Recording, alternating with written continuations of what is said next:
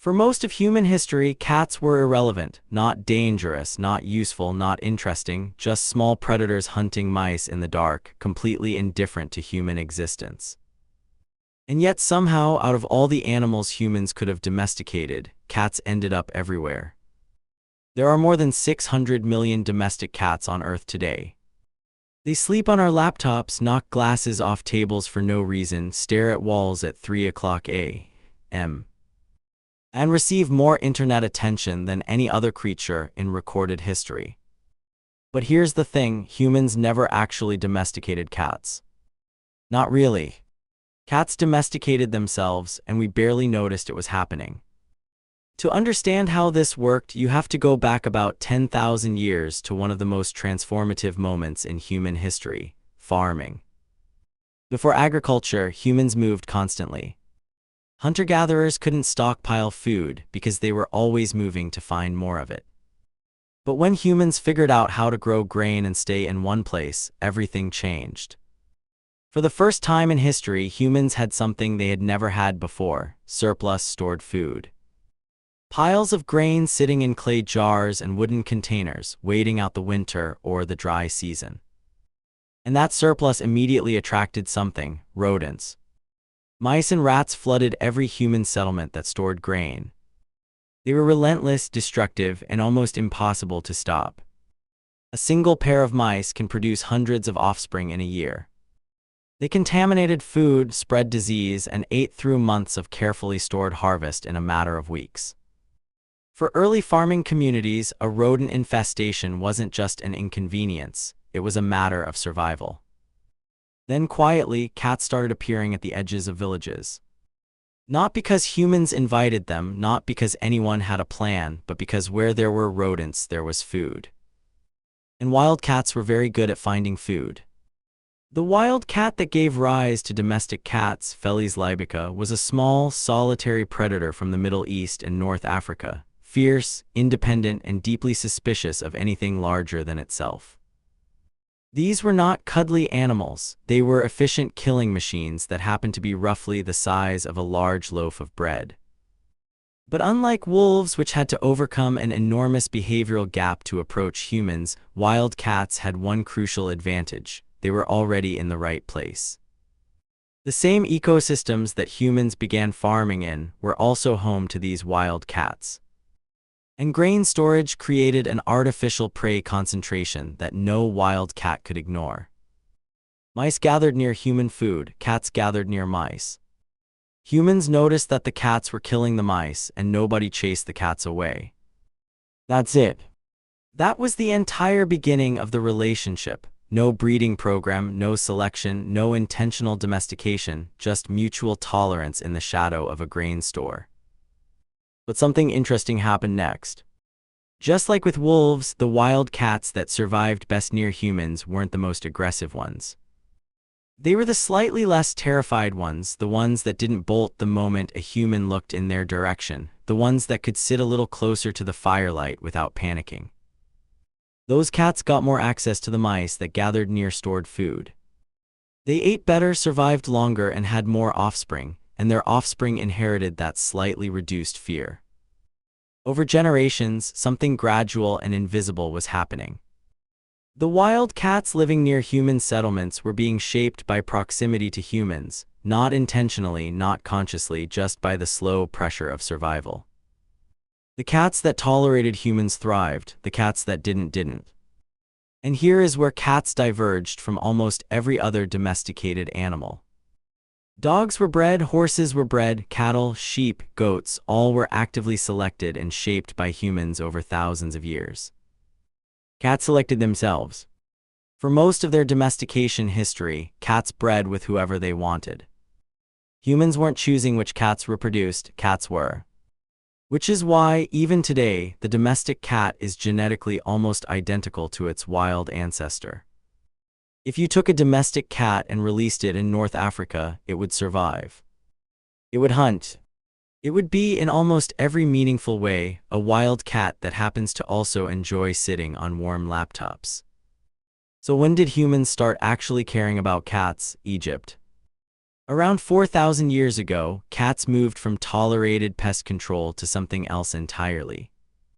Egyptian art from this period shows cats sitting under chairs, wearing collars, eating from bowls, and being treated as members of households.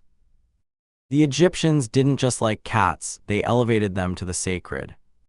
The goddess Bastet was depicted as a cat, and later as a woman with a cat's head. Killing a cat in ancient Egypt, even accidentally, could result in execution. When a household cat died, Egyptian families shaved their eyebrows as a sign of mourning. Cats were mummified by the millions. Entire cat cemeteries were filled with carefully preserved bodies, offerings to Bastet, preserved for eternity. This was not the behavior of a society that viewed cats as pest control, this was worship. But why Egypt? Part of the answer might be scale. Egypt's agricultural surpluses were enormous. The Nile Valley produced grain on a scale that attracted rodents in massive numbers, which meant cats that controlled those rodents provided enormous value. A civilization that depended on stored grain for survival had every reason to protect and celebrate the animal that protected that grain. And cats were smart enough to understand the opportunity. Egyptian paintings show cats sitting calmly in the middle of busy households, comfortable, well-fed, treated with care. These were not wild animals tolerating humans at a distance.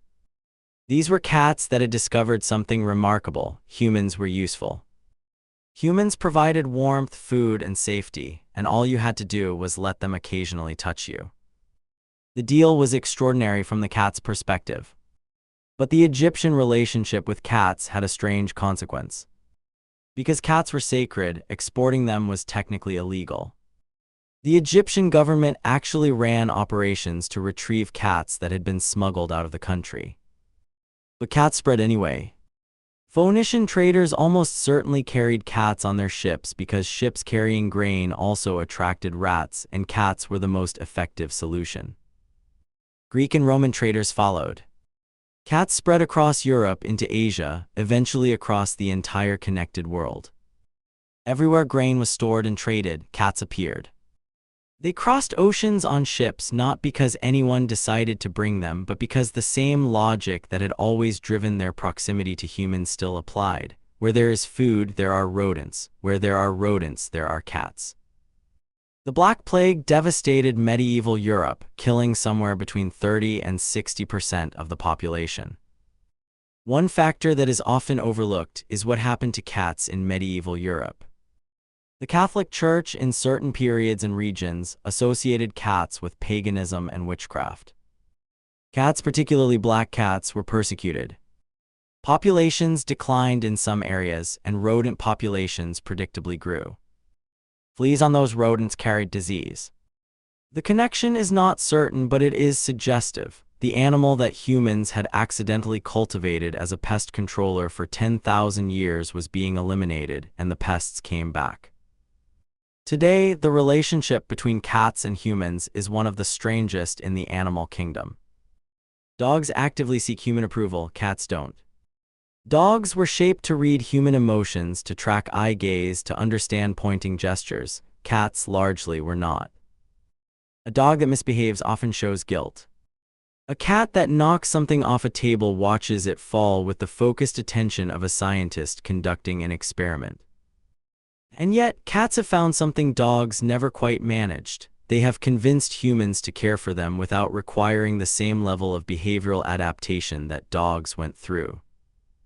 Cats are not domesticated in the way most animals are. They exist somewhere between wild and tame, between independent predator and household companion. They play by their own rules, maintain their own schedules, and somehow made this seem not like a flaw, but like a feature. There is something worth pausing on in the middle of all this history. Somewhere in ancient Egypt, a child probably played with a kitten while their parents cooked nearby. The kitten bit the child and then immediately started purring and rubbing against them. The child probably laughed. The parents probably watched. And nobody in that moment was thinking about evolution or agriculture or the Nile or civilizations that hadn't been built yet. They were just watching a small animal be unexpectedly charming. Cats never asked to be our companions. They were solitary hunters living perfectly well without us. But they noticed an opportunity and they took it. And 10,000 years later, there are 600 million of them living in our homes. Tonight, your cat is probably ignoring you. It might be staring at a wall, sleeping on your face, or carrying out some private agenda you will never fully understand. But it chose to be near you, not out of need, not out of training, but out of something that began thousands of years ago in a grain store at the edge of a village, where a small, fierce wild cat decided that humans might be worth tolerating after all. And given everything that came next, that decision worked out rather well for both of us.